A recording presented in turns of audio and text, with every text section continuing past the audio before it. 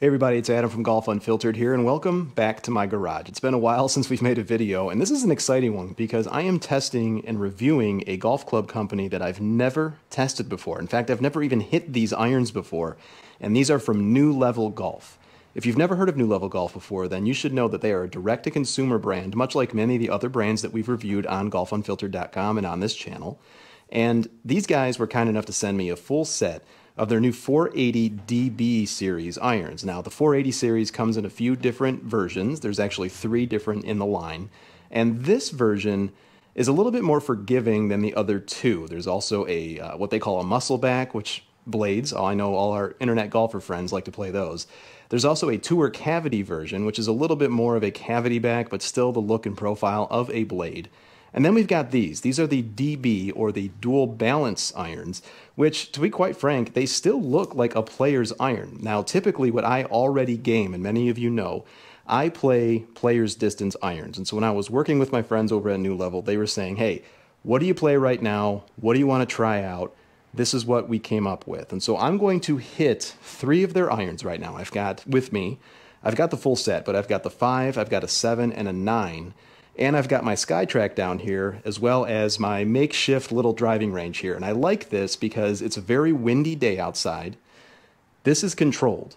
It's protected from the elements. And so we're going to get real-time data direct from the SkyTrak going to my little screen right there on my phone. Let's get right into it. I have not hit these yet. So we're going to see feel as well as performance and what I expect. This is a 7-iron. Let's see what we can do here. Right away down at address, I do see that the top line is a little bit, it's not super thin, which is fine for me. I don't want to be intimidated when I look down at a golf ball or look down at an iron when I'm at address. What I do like, though, is that the head size from toe to heel is actually quite compact. It's a little bit smaller than I would have expected, especially since the 480dB description on their website says that this is a little bit of a longer blade length than their others. So take that into consideration. I also love the weight of these. I should also mention I've got the same exact build with shaft and grip in each of these irons as I do with my gamer set. So this should be a pretty side-by-side comparison with what I am normally playing. So let's take a look and let's get a feel for how these 480 dBs perform. First swing, I hit that really well. Very crisp sound. I would say I probably hit that a little off the toe. And it looks like I hit it a little bit fat because we're looking at about 142 yards right now, which is very short for me with a 7-iron. But I didn't hit that. I thought I hit it really well. But again, first swing of the day. What I also want to mention is that on the sole of this iron, there looks to be a little bit of a milling here, which allows for a little bit better turf interaction on actual grass. We're using a Monster Mat driving range mat. These are very good, by the way. If you've not checked out monstermat.com, go look at that. And this should help with entering and exiting the turf on a normal golf course. Let's take another swing here. Probably should have warmed up a little bit before I started doing this. All right, I felt like I hit that very solid. Straight ball flight, maybe a little bit of a fade. And yeah, there we go. This one's flying about 161 yards.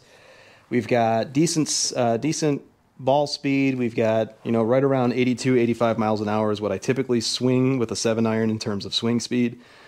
I love the feel of this thing. There is a little bit of a screw, well, there is a screw here to assist with what I assume center of gravity, launch conditions, all the good stuff that all the great iron makers make in their clubs as well.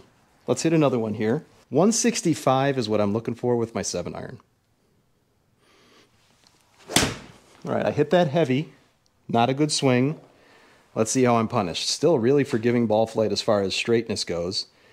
Yeah, it took a good amount off, 148. So I did hit that very heavy. So I like that, actually.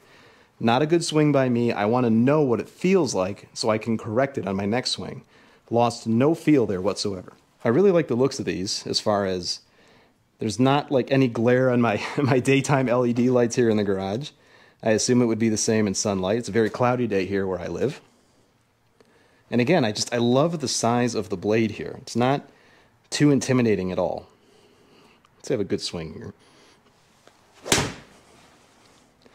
Hit that really good. At least it felt good. Again, hitting off a driving range mat. Yeah. 156 carry. I like that. I can play that all day long.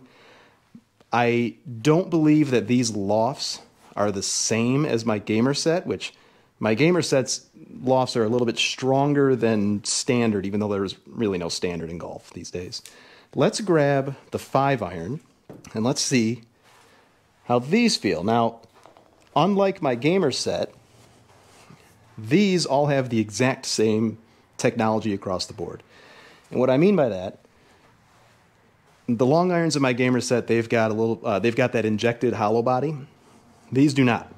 So I'm not expecting super ball speeds with this compared to what I typically play. Looking down at the long iron here, there's a little bit more offset for the 5-iron. Not mad about it. Something I want to be careful with, though, because I am somebody that has a tendency to hook the ball, so I don't want too much offset here, which could contribute to more left shots. Let's see how this does. Hit it fat, should be penalized. Straight ball flight. At least I got that going for me today. Yeah, only 162. I didn't hit that very well, but again, I knew it immediately when I hit it. So you're not losing anything, even though these are considered what I would assume to be game improvement irons in this 480 series. Let's take a few other swings. And again, I'm not deleting any shots. You're getting exactly what I'm seeing.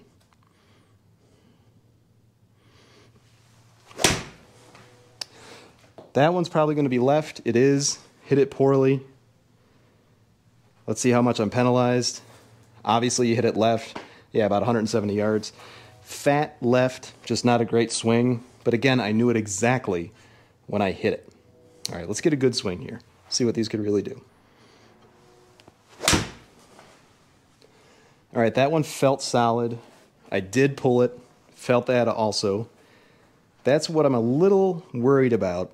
191 with this 5-iron. I'm a little worried about with the offset, which it's not much. I don't want to give the wrong impression here. There's a little bit more than what I've got or what I'm used to. So might take an adjustment to play these, but as far as launch, as far as height on the shots, I mean, it's everything that I would expect, you know, for my eye, at least in this controlled environment, not on the golf course. Let's hit another one here. All right, that felt solid. Let's see what happens. Straighter ball flight. Maybe a little thin. I don't know. 190 still. So yeah, that's what I would expect to hit a 5-iron. If I'm standing up on a tee on a par 3, and that's what the yardage says, that's the club I'm pulling. So really no adjustment for me there with the long iron. And if anything, it feels like this club is really correcting from a, again, left to right dispersion standpoint. It's doing a pretty good job. It's keeping me in play, especially since, again, those were the first swings I've taken all day and probably over a week. So, I mean, you're seeing what I'm given. All right, let's do another one with the 5-iron, and then we'll move it down to the 9-iron.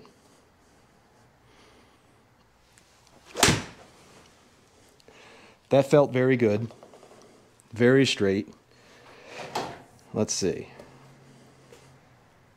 All right, 187, 188. So again, that's what I expect for a 5-iron, completely controlled conditions. Let's take a look at the 9-iron now, just to see if that continues. So now with the 9-iron, what I look for, 0 offset, it looks like.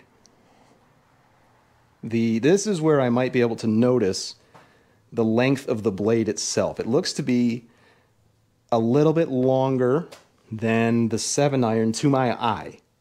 I haven't looked at the specs as far as the raw measurement, but it looks to be a little bit bigger. Not a bad thing, not complaining. Let's take a look here. This should go about 135 is what I would expect. All right. Not bad. A little bit of a pull. That was me. Yeah. 139. So right there. Probably a little bit longer because I hit it left. But that's what I would expect. Ball height seems great. Nothing out of the ordinary there. Feels really good. I should reiterate, I mean, these feel great. There's I don't know if you could pick it up on the microphone, but it's like a crisp impact sound. I love the feel of like a muted sound. I would say that this is more towards the muted side of that sound spectrum, which is completely subjective, but it definitely feels solid and it sounds solid, but not clicky. Like, it doesn't sound cheap by any means. And I think that's something to point out.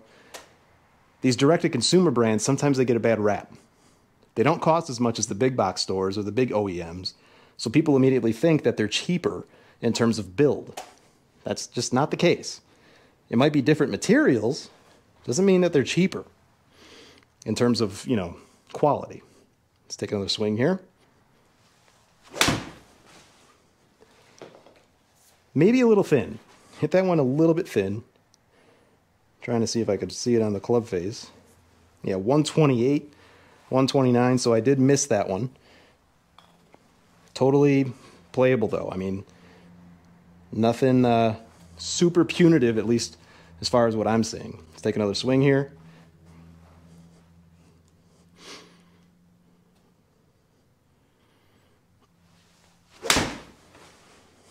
Maybe a little bit thin.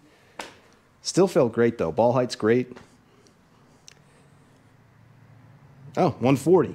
Maybe I just hit it so solid that I'm not used to feeling what I really like about these, and again, I mean, these are distances that I would expect clubs with these numbers on them to fly, so I'm not hating this at all. They feel fantastic. I would love to get these out on the golf course. I'll probably do another video about these once I have the chance to.